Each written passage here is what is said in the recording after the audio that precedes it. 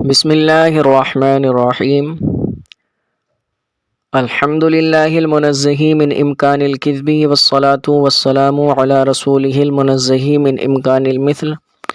مصنف علی رحمہ یہاں سے بیان کرتے ہیں کہ جو جملہ ہوتا ہے، جملے میں کتنے کلموں کا ہونا ضروری ہے، کم سے کم کتنے کلمے ہونے چاہیے اور زیادہ سے زیادہ کتنے کلمے۔ فرماتے ہیں فصل بدا کے ہیچ جملہ کمتر از دو کلمہ نباشد لفظاً۔ فرماتے ہیں کہ جان لیجئے ہیچ جملہ، کوئی جملہ، کمتر از دو کلمہ، دو کلموں سے کم نباشد نہیں ہوگا، یعنی کوئی بھی جملہ ایسا نہیں ہوگا کہ جس میں دو کلموں سے کم کلمے ہوں۔ لفظاً چاہیں تو دونوں کلمے کیا ہوں، لفظی اعتبار سے ہوں، چوں جیسے ضرب زیدن، تو ضرب زیدن یہ جملہ ہے، اس میں دو کلمے ہیں لفظی اعتبار سے، کہ ایک کلمہ ضربہ ہے اور ایک کلمہ زید ہے۔ وزید قائم، اور دوسری مثال یہ دی، پہلی مثال جملہ فعلیہ کی دے دی، دوسری مثال جملہ اسمیہ کی دیتے ہیں۔ فرماتے ہیں جیسے زید قائم، تو زید قائم، زید کھڑا ہے، تو اس مثال میں بھی یہ جملہ ہے اور اس میں بھی دو کلمے ہیں لفظ کے اعتبار سے، ایک زید ہے ایک قائم ہے۔ تو کوئی بھی جملہ دو کلموں سے کم نہیں ہوگا، تو دونوں کلمے یا تو لفظاً ہوں گے یا تقدیراً، یا ایک کلمہ تو لفظاً ہوگا اور دوسرا کیا ہوگا، تقدیراً ہوگا۔ تقدیراً کا مطلب یہ ہے کہ لفظوں میں موجود نہیں ہوگا لیکن وہ ہوگا، پوشیدہ ہوگا۔ فرماتے ہیں چوں جیسے اضرب، تو مار، تو اضرب جو ہے یہ جملہ ہے، اور کون سا جملہ ہے، جملہ انشائیہ ہے، کون سا فعل ہے، فعل امر ہے۔ تو یہاں تو لفظوں میں صرف ایک ہی کلمہ نظر آ رہا ہے اضرب، تو اور جملے کے لیے کم سے کم دو کلموں کا ہونا ضروری ہے۔ تو فرماتے ہیں یہ جو اضرب ہے یہ جملہ ہے اور اس میں دو کلمے ہیں، دو کلمے، ایک کلمہ تو اضرب ہے جو لفظوں میں ہے، اور ایک کلمہ اس میں پوشیدہ ہے، وہ کیا ہے، انتا ہے۔ فرماتے ہیں کہ انتا درو مستتر است، انتا جو ہے اس میں پوشیدہ ہے، چھپا ہوا ہے۔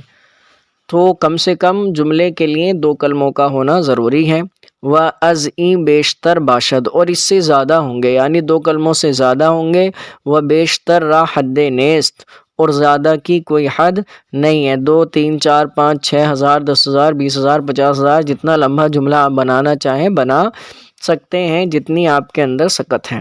تو فرماتے ہیں خلاصہ کلام یہ ہوا کہ جملے کے لیے کم سے کم دو کلموں کا ہونا ضروری ہے، تو یا تو دونوں کلمے لفظاً ہوں گے یا ایک کلمہ لفظی اعتبار سے ہوگا اور دوسرا کلمہ تقدیری اعتبار سے ہوگا، یعنی پوشیدہ ہوگا۔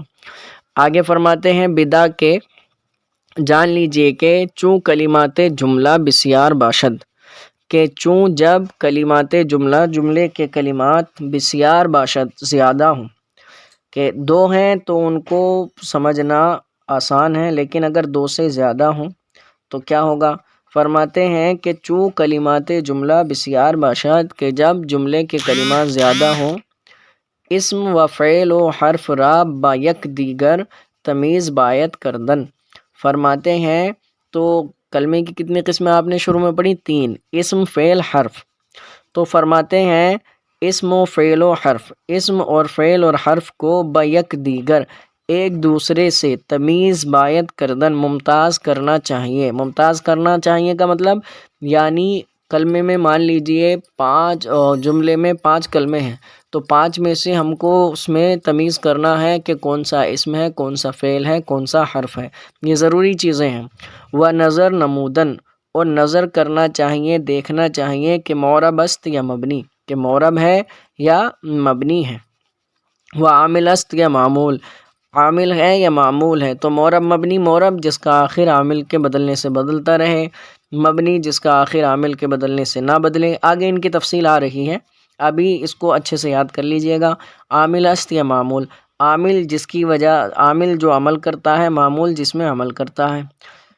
تو کیا دیکھنا چاہیے کہ معرب ہے یا مبنی ہے، عامل ہے یا معمول ہے۔ و باید دانستن، اور جاننا چاہیے کہ تعلق کلمات، کلمات کا تعلق با یک دیگر، ایک دوسرے کے ساتھ، چگونا است کیسا ہے، یعنی کون کس کا کیا لگتا ہے اور کیسا تعلق رکھتا ہے، تاکہ مسند و مسند الیہ پیدا گردد، تاکہ مسند اور مسند الیہ ظاہر ہو جائیں، وہ معنی جملہ بتحقیق معلوم شود، اور جملے کا معنی تحقیق سے معلوم ہو جائے۔